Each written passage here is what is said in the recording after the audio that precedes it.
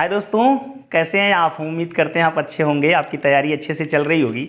आज एक नई क्लास के साथ हम उपस्थित हैं। आज की क्लास में नवोदय एंट्रेंस एग्जाम हुआ है, उसमें पेपर का सलूशन लेकर के हम आए हैं और ख़ास तौर से मैथ के पेपर का सलूशन पूरी जानकारी आपको दी जाएगी, बेस्ट एक्सप्लेनेशन के साथ दी जाएगी।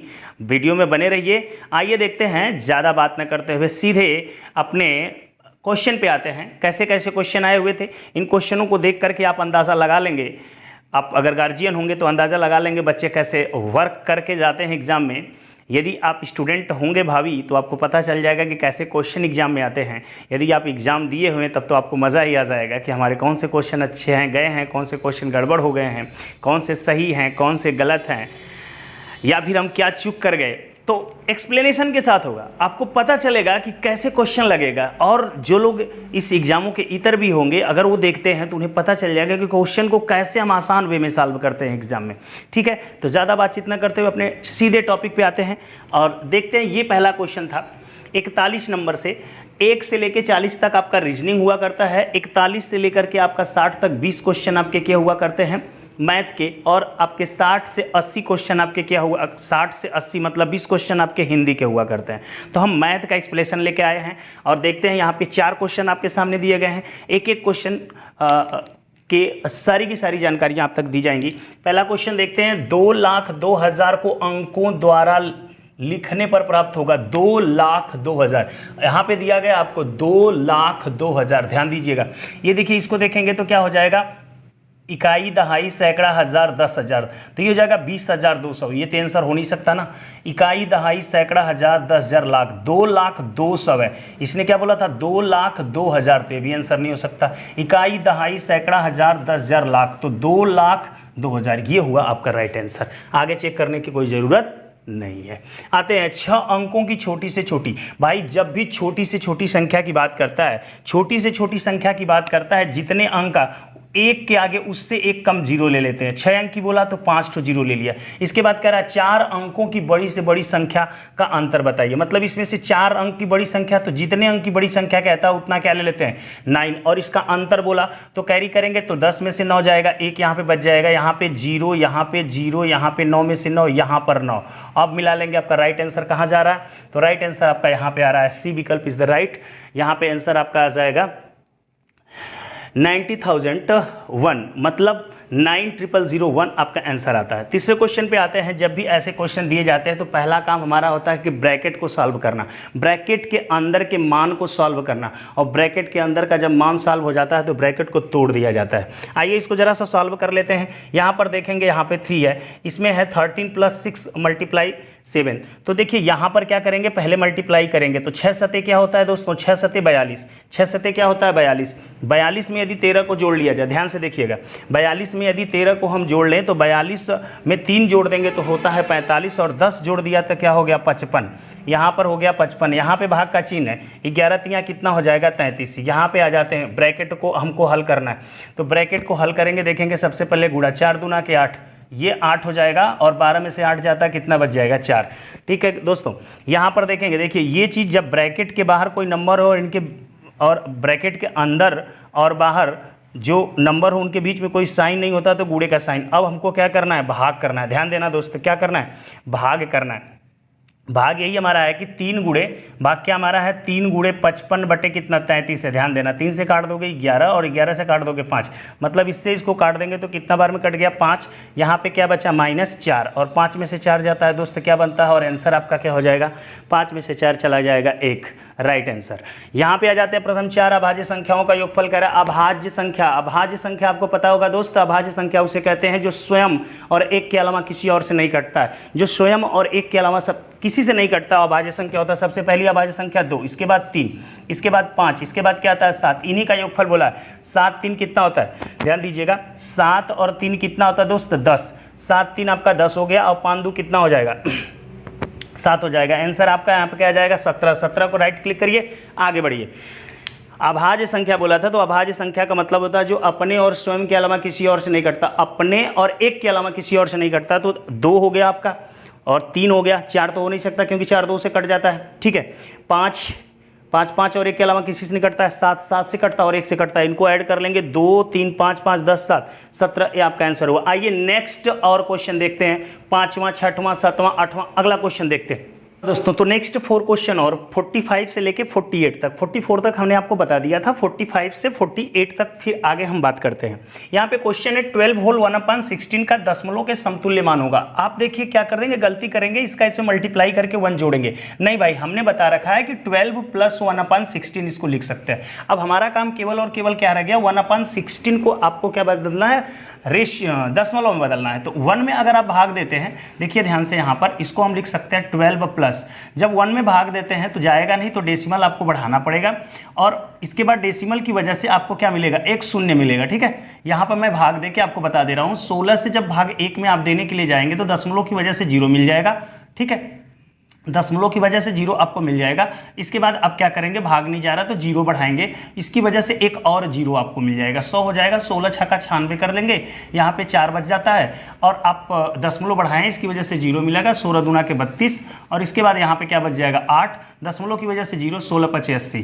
तो आप क्या देख पा रहे हैं, 0.0625, 0.0625, यहाँ पे 0.0625। अब 12 में जोड़ देंगे तो देखिए सीधे सीधे आंसर आ जाएगा कि 12.0625 आपका टिक है। यहाँ पे विकल्प number C is the right answer. यहाँ पे वह कौन सी संख्या जो 4 8 6 तीनों संख्याओं का गुणज है, वह कौन सी संख्या है जो 4 8 6 तीनों संख्याओं का गुणज है। तो पहले कि इसके लिए क्या किया जाता है, इनका एलसीएम निकाल लीजिए।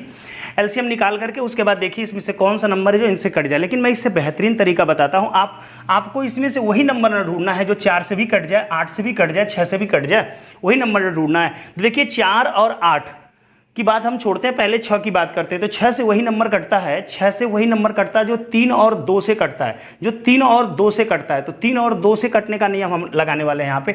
2 से तो सारे नंबर कट रहे हैं, 3 से कटने का नियम, जिनके अंकों का योग 3 से कट जाएगा वह संख्या भी 3 से कट जाती है। देखिए यहाँ पे 9 6 15, 15 3 क्या आ रहा है 18, 18 3 से कटता है, ये तो कट सकता है। चलिए यहाँ पे 6 6 12, 12 4 6 6 12, 12 4 16, यहाँ पे 16, 16 तो नहीं कटेगा, ये आंसर कभी नहीं हो सकता क्योंकि ये 3 से नहीं कट रहा है। 3 से नहीं कटेगा तो 6 से भी नहीं कटेगा। यहाँ पे देखिए 9 6 15, 9 6 15, 15 और 6 कितना हो जाएगा यहाँ पे 21, 21 ये संभव हो सकता है आंसर। यहाँ पे 5 4 9, 9 3 12, 12 और 2 14, ये भी आंसर नहीं हो सकता, असंभव। तो यहाँ पे हमारे 2 आंसर हो सकते हैं। इसके बाद इन दोनों में चेक कर लेते हैं कि 8 से कौन कटेगा। 8 से कटने वाली बात कर लेते हैं। यहाँ पर देखिए, यहाँ पे अगर 8 से हम भाग दे लें तो क्या हो जाएगा, 8 चौक को 32, 32 के बाद कितना बचता है 32, 32 के बाद कितना बचेगा 7 6, यहाँ पे 76 बढ़ जाएगा। तो 8 से अगर भाग देते हैं आप किस में, 8 से भाग यदि आप 76 में देते हैं, देखिए 8 चौक को 32, 32 7 होता है। तो अगर 8 में से भाग आप देते हैं किस में 76 में, तो 76 8 से नहीं कटता। लेकिन यहाँ पे देखेंगे 8 वट्ठे 64, 8 वट्ठे कितना 64, 64 में 5 बचेगा 56, 8 7 56। तो आंसर आपका क्या हो जाएगा, सी आंसर आपका राइट आ जाएगा। यहाँ पे 696, क्योंकि ये 6 से कट रहा, 8 से कट रहा, जो 8 से कट रहा है वो तो 4 से कटेगा ही कटेगा, सिंपल सी बात है यहाँ पे। तो ये आपका आंसर हो गया 696। चेक करने का तरीका यही था, विभाजिता का रूल आपको पता होना चाहिए था। 6 से कटने का मतलब जो 3 और 2 से कटेगा। तो 2 आंसर तो मैंने ऐसे ही छाड़ दिया जो 2 3 से नहीं कट रहे थे। अब बच गया था 2, ये चूंकि कट रहे थे 6 से। लेकिन अब चेक करना है 4 और 8। 8 का नियम होता है अंतिम 3 अंक 8 से कटते हो, 4 का नियम होता है अंतिम 2 अंक। मैंने 4 से नहीं चेक किया क्योंकि इससे अच्छा है कि 8 से चेक कर लूँ, और 8 से मैंने चेक कर लिया तो देखा कि ये 8 से नहीं कट रहा, बट ये 8 से कट रहा, और आपका यहाँ पे आंसर हो गया। वह बड़ी से बड़ी संख्या जो 270 और 426 को भाग देने पर प्रत्येक दशा में 6 शेष बचे। देखो दोस्तों, विकल्प से जाओगे तो भी हो जाएगा, 12 से आप भाग दोगे, इसमें 12 से भाग दोगे अगर 6 शेष आ रहा है, 12 से भाग देने पर इसमें 6 शेष आ रहा है, आपका राइट आंसर हो जाएगा। बट लगाने का तरीका क्या होगा, लगाने का तरीका आपका यही होता है कि जो आपको 270 दिया है, जितना शेष की बात किया है इसमें ऐड कर दीजिए। क्या कर देंगे तो 200 क्या हो जाएगा 76, और इसमें 6 ऐड कर देंगे तो कितना हो जाएगा 6 6 2 12, ये यहाँ पे हो जाएगा 432। कितना हो जाएगा 432। देखिए यहाँ पे 6 6 12 हो जाएगा, 6 6 कितना हो जाएगा 12, 2 1 3 हो जाएगा, यहाँ पे 4, मतलब 276 और 432 का आप HCF निकाल लो। HCF मतलब मौसा होता है। मौसा निकालने का तरीका आपका क्या होता है, 276 से आप 432 में भाग देंगे, भाग एक बार जाएगा, 276 आप कर लेंगे, यहाँ पे 12 में से 6 जाता है 6, यहाँ 12 में से 7 जाएगा 5, यहाँ पे बच जाएगा 156 से भाग 276 में आप देते हैं, 156 से भाग यहाँ पर आप 276, 276 में दे देंगे तो यहाँ पे एक बार भाग जाएगी, 156 कर लेंगे, यहाँ पे 0 बच जा रहा है, यहाँ पे आपका 2, 120। अब 120 से भाग हमको किस में देना है, 156 में। 156 में अगर भाग दे देंगे 120 से तो एक बार जाएगा भाग, यहाँ पे कितना बच जाएगा आपका 6, यहाँ पे कितना बच जा रहा है 36, और 36 से भाग यदि 120 में देंगे तो ये आपका कितना हो जाएगा, 36 से भाग 120 में देंगे दोस्तों तो हो जाएगा 108, यहाँ पे 12 बच जाएगा, और 12 से 36 पूरा पूरा कट जाता है, इसलिए आपका आंसर यहाँ पे क्या हो जाएगा 12।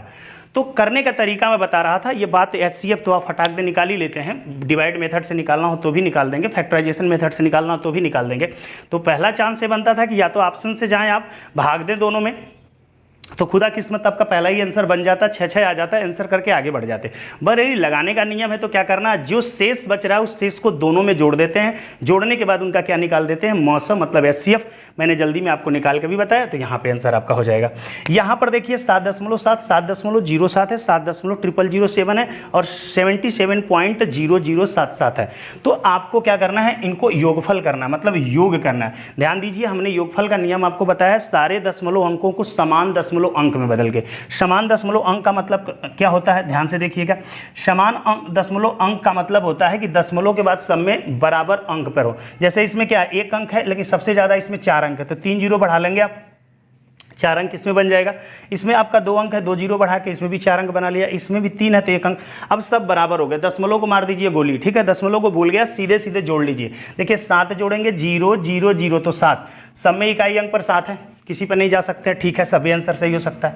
दूसरा यहाँ पर देखेंगे 7, देखिए 7, दूसरा 7 7 14, दूसरे नंबर पे, इधर से दूसरे नंबर पे कुछ नहीं है, 7 7 14, 14 को 4, यहाँ पे जा रहे हैं हम, यहाँ पे जा रहे हैं, ठीक है, 14 को 4, ये मेरा आंसर होगा, आगे जाने की कोई ज़रूरत है नहीं, ठीक है। देखिएगा ध्यान से, 7 और यहाँ पे 0 जोड़ लिया, यहाँ पे 0, यहाँ पे 0, तो 7 मिल गया, 7 7 7 14 हो गया। यहाँ पे दूसरे नंबर पे कुछ नहीं, दूसरे नंबर 14 को 4 हमारा होता है, आंसर यही है, और किसी में भी 4 नहीं दिख रहा है, तो आंसर करके आगे बढ़ेंगे, ठीक है। आइए नेक्स्ट 4 क्वेश्चन और देखते हैं दोस्त। तो दोस्तों 4 नेक्स्ट और क्वेश्चन हमने ले लिए हैं, हमने 48 तक हो गया था, तो 49 50 51 52 तक हम देखते हैं। 49 50 51 और 52 नंबर का क्वेश्चन देखते हैं। आते हैं 49 नंबर के क्वेश्चन में। देखिए क्या करना है, थोड़ा सा ध्यान दीजिएगा, इसमें मल्टीप्लाई करने हैं, मल्टीप्लाई करने के बाद आपको तीनों को क्या कर लेना है, ऐड कर लेना है। लेकिन यहाँ पे बोला है आंसर को किस में देना है, लगभग में देना है, तो पहले मल्टीप्लाई कर लीजिए। ध्यान दीजिएगा, 15 तिया 45 को 5 होता है, 15 सोना 0, यहाँ पे 4, यहाँ पे 0, 15 तिया 45 हो गया। ध्यान देना दोस्त। अब हमको जोड़ना है तो दशमलव समान अंक पे होना चाहिए। मैंने बार बार कहा है, जब भी जोड़ घटाना लगाते हैं दशमलव समान अंक पे। 2 2 4 तो 6 अंक पे, 3 है तो 1 2 3 6 अंक हो गया। ये देखिए 2 2 4 अंक है, 5 6 अंक हो गया। अब जोड़ सकते हैं हम बड़े इत्मीनान के साथ। आंसर 10, देखिए ध्यान से, आंसर हमको किस में देना है, लगभग में देना है। ध्यान देना यहाँ पर है कि आंसर हमको किस में देना है, लगभग में देना है। तो यहाँ पर देखिएगा 45 5 50, अगर मैं सीधे सीधे पे जाऊँ तो 45 5 50, मतलब एक आंसर मेरा 50 भी है, एक आंसर मेरा 49, तो कभी संभव नहीं होगा कि 45 5 50, ऑलरेडी 50 और 51 में से हमारा आंसर होगा, तो ये तो दोनों हो नहीं सकते। अब आ जाते हैं अपने आंसर पर। अब हमको एक बार जोड़ना पड़ेगा। क्या जोड़ना पड़ेगा, थोड़ा सा देखना पड़ेगा कि 5 में 0 जोड़ते हैं तो ठीक है 5 हो जाएगा। यहाँ पर भी, यहाँ पर 7 में 0 जोड़ेंगे 7 हो जाएगा। यहाँ पे आपका है 5 1 2, तीसरे नंबर पे 5 है तो 7 5 3 8 हो जाएगा। और यहाँ पर कुछ नहीं तो 8 हो जाएगा। चौथे नंबर पे आते हैं, 2 है, यहाँ पर 2 4 है, 5 4 9 हो जाता है। और अब आ जाते हैं यहाँ पे 0 है, देखिए यहाँ पे 0 है, 5वें नंबर पे आपका आ जाएगा तो 0 है, तो 1 2 3 4, 5वें नंबर पे 1 है और यहाँ पे आ जाएंगे 4 है तो 4 1 यहाँ पे आ जाएगा 5। इसके बाद हम आ जाते हैं थोड़ा सा आगे। जैसे ही मैं आगे आऊँगा तो देख रहा हूँ यहाँ पे 0 है, यहाँ पे 0 है और यहाँ पर भी 0 है, तो 0 हो गया। और इधर मैंने जोड़ लिया, कितना हो गया 50। तो 50 दशमलव हमारा कितना हो रहा था 0.5। तो 50 के बाद जो ये है, अगर ये अंक 5 या 5 से ज़्यादा रहता ये वाला, तो इसको मैं 51 बना लेता। अगर ये 5 या 5 से कम होता है तो जितना यहाँ पे होता वही लिखा जाता। तो आंसर हमारा कितना होगा 50 हो जाएगा। आंसर कितना होगा दोस्त 50 हो जाएगा।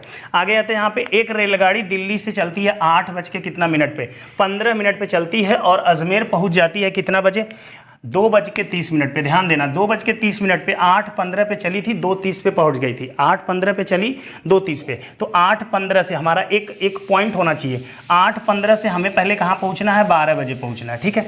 12 बजे, ध्यान देना। और इसके बाद मुझे यहाँ पहुँचना है, आए के बीच में हमारा पॉइंट 12 बजे आएगा, तो 12 से यहाँ तो सीधे सीधे देख रहे हैं आप कितना, 2.5 घंटा। लेकिन 8:15 से हमें 12 पहुँचना है। अगर मैं 45 मिनट और समय ले लूँ तो 9 बज गया, 9-3 कितना होता है 12, 3 घंटा हो गया, 9 बज जाएगा तो 9-3 12 3, लेकिन ये 45, तो 3:45 यहाँ पे हो गया। अब दोस्त क्या करना है आपको, 3 घंटा 45 मिनट और 2 घंटा 30 मिनट आपको सीधे सीधे जोड़ देना है। तो 3 घंटा और 2 घंटा सीधे सीधे 5 घंटा हो गया।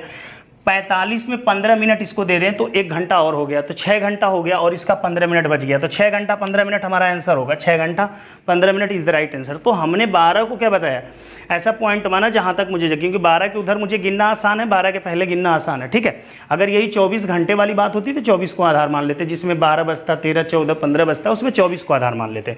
सेम चलते हैं, एक मैच में कुल आधा घंटा, आधा का मतलब क्या समझते हैं, आधा का मतलब आप समझते होंगे 30 मिनट, आधा का मतलब क्या समझते हैं 30 मिनट, आधा घंटे चलता है एक मैच, कुल आधा घंटे चलता है। मैच के समय का 1/3 जो चला, 30 मिनट चला ना, तो 30 का 1/10, 1/10 कितना आता है 3, भाग टाइम आउट के लिए लिया जाता है। यह टाइम आउट कितने का, तो 3 आया था, 3 आपका 3 मिनट आंसर हो जाएगा।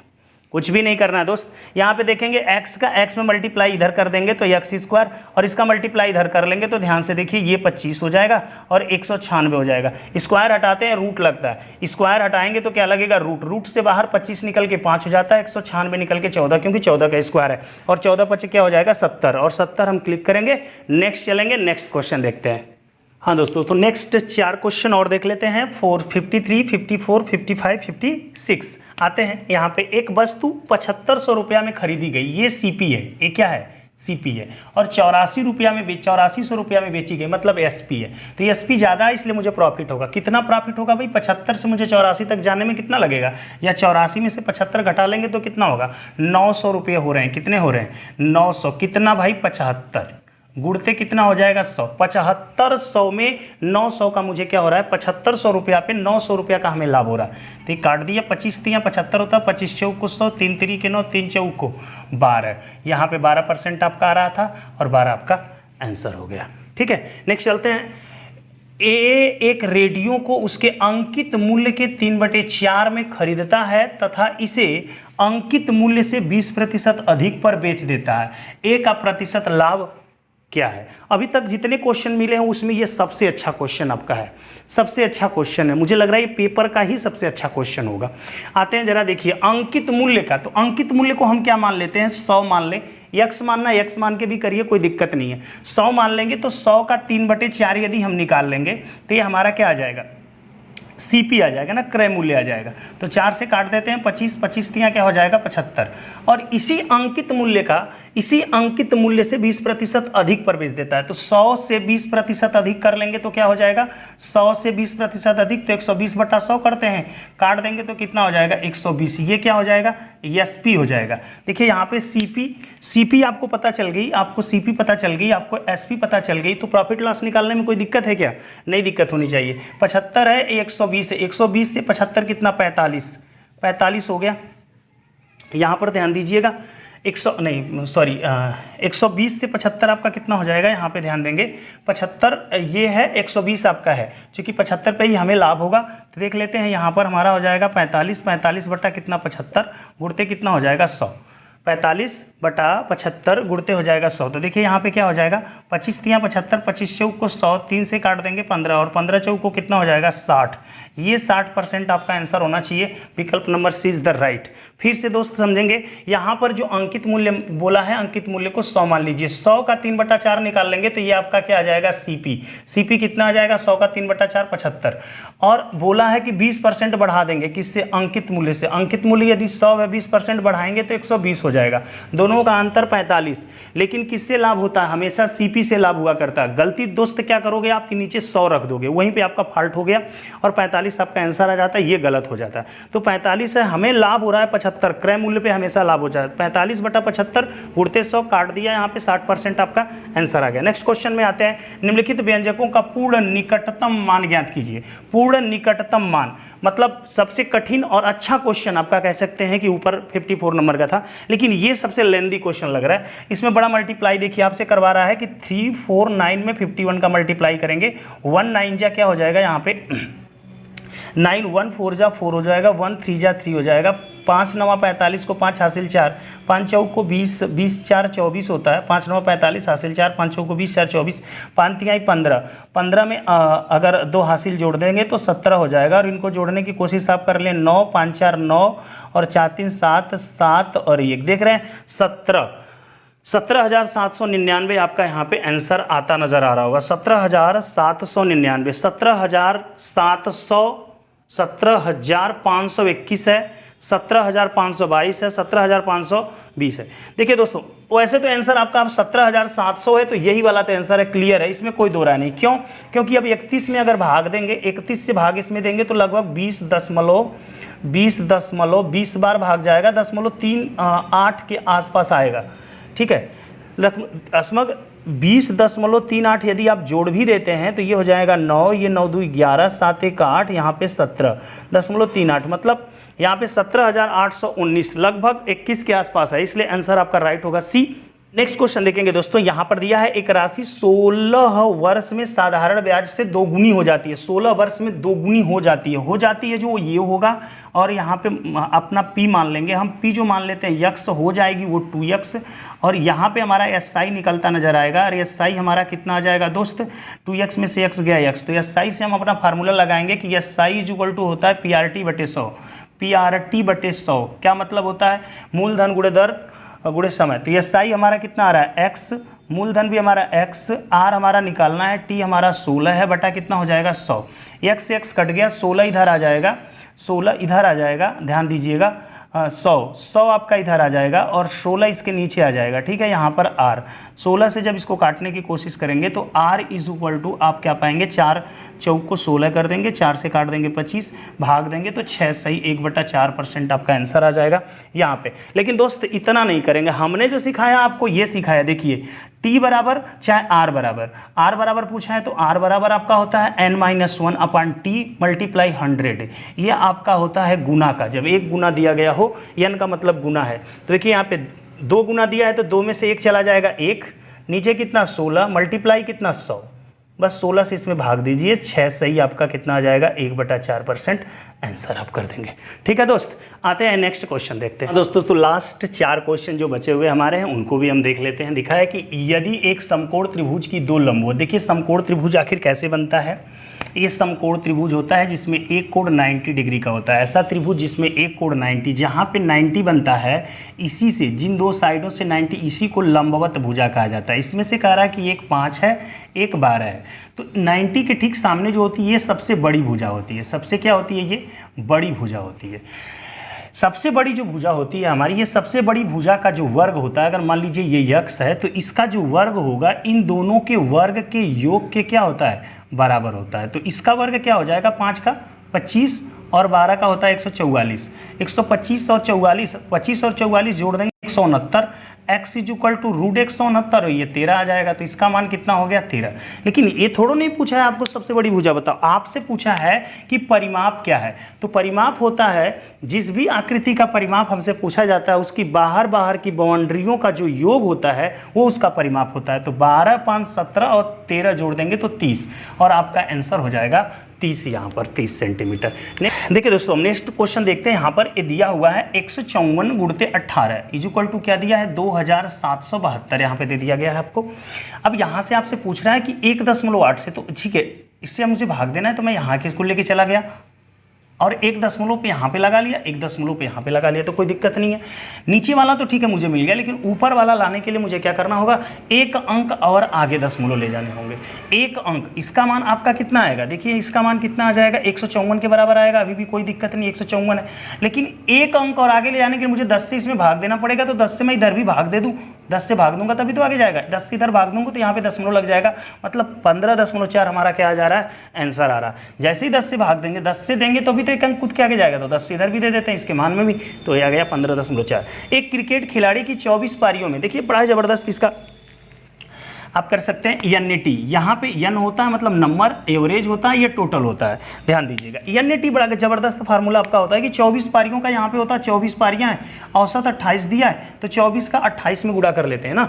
24 का 28 में जब गुणा कर लेंगे तो ये आ जाएगा 6 6 12 9 7 16 17 672 आ जाएगा। कितना आ जाएगा? 672 आ जाएगा। ठीक है। और उसके बाद बोला है कि वह 25वीं पारी में कितने रन बनाए। 25वीं पारी में कितने रन बनाए, मतलब अब 25 पारी में कितने रन बनाए कि 25 पारियों का जो औसत है वो 29 हो जाए। ठीक है, औसत को अब कह रहा है 29 हो जाएगा। 725 आपका आ जाएगा। कितना आ जाएगा? 725 आ जाएगा। अब यहाँ पर मुझे घटा लेना, चूंकि ये 25 पारियों का रन है, ये 24 पारियों का रन है, तो मुझे 25वीं पारी में पता करना है कितना रन बनाया। तो मैं क्या करूँगा, 25 पारियों के रन में से 24 पारियों का रन घटा लूंगा। तो यहाँ पे से 5 में से उल्टा घटाऊंगा, 5 में से ये 3 चला जाएगा, 12 में से 7 जाएगा 5, 53 आपका आंसर कहीं है, तो 53 इज द राइट आंसर। यहाँ पे आ जाते हैं, लास्ट क्वेश्चन पे आ गए दोस्तों हम। एक विद्यालय में 3/5 बच्चे हैं। 3/5 क्या है? बच्चे हैं। ध्यान दीजिएगा, 3/5 बच्चे लड़के हैं, तो बॉयज़ की संख्या कह रहा है 3/5 है। ध्यान दीजिए, अगर 5 में से 3 बॉयज़ हैं तो गर्ल्स कितनी हो जाएंगी? 2/5 हो जाएंगी। 5 में से 3 अगर बॉयज़ हो गए तो 2 ही बचे ना, तो 2 गर्ल्स हो जाएंगी। इन्हीं गर्ल्स की संख्या आपको कितनी दी गई है? इन्हीं गर्ल्स की संख्या आपको दी गई है कितनी? 800 दी गई है। देखिए ऊपर से ऊपर कट जाएगा, 400 हो जाएगा।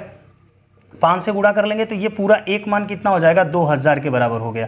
2000 के बराबर का मतलब हो गया टोटल नंबर जो हमारे हैं 2000 है। लेकिन टोटल थोड़ा नहीं पूछा हमसे, तो लड़कों की संख्या पूछा, और लड़के कितने थे? 3/5। किसके? टोटल के 3/5। तो 5 से अगर भाग देंगे तो 5 चौक को 20, 400, और 4 से 100 से 3 में गुणा कर लेंगे तो आंसर कितना आ जाएगा? 1200। 1200 को टिक करिएगा, आगे बढ़ जाइएगा। इस प्रकार से दोस्तों मैंने सारे क्वेश्चनों को आपको सोल्यूशन दे दिया। आप अपना क्वेश्चन मिला लेंगे। मैं उम्मीद करता हूँ कि आप लोगों का, सभी लोगों का जो पेपर है अच्छा गया होगा, और अच्छे नंबरों से आप अपने एग्ज़ाम को इस क्वालिफाई करेंगे, एंट्रेंस एग्ज़ाम को, और एक सीट अपनी पक्की पाएंगे, एडमिशन पाएंगे और पढ़ाई करेंगे। भाग्य दुर्भाग्य से जिन दोस्तों का थोड़ा बहुत मिस्टेक हो गया होगा वो अपनी गलतियों को देखें, सुधारें। ज़िंदगी में अभी सुधरने का आपके पास बहुत मौके है, अभी तो आपने स्टार्ट किया है। ठीक है, तो आप बिल्कुल ना घबराएं। अगर कहीं से कोई भी दिक्कत आ जाती है, भाग्य दुर्भाग्य से 1-2 नंबर इधर उधर हो जाते हैं, तो बिल्कुल अपने आप को हतोत्साहित न करें। ज़िंदगी बहुत लंबी है, आगे बढ़ते रहें। हो सकता है कि आपका इसमें न होने की वजह शायद इससे अच्छा कहीं आप पा जाएंगे। आगे बहुत सारे एग्जाम अभी आने वाले हैं, उनमें आप इंट्रेंस के लिए प्रवेश करें। अभी सैनिक विद्यालय आ जाएगा, सैनिक विद्यालय के एग्ज़ाम आएगा, विद्या ज्ञान के पेपर आएंगे, तो बिल्कुल लगे रहिए। अपनी पढ़ाई को हम छोड़ते नहीं हैं, हतोत्साहित नहीं होते हैं।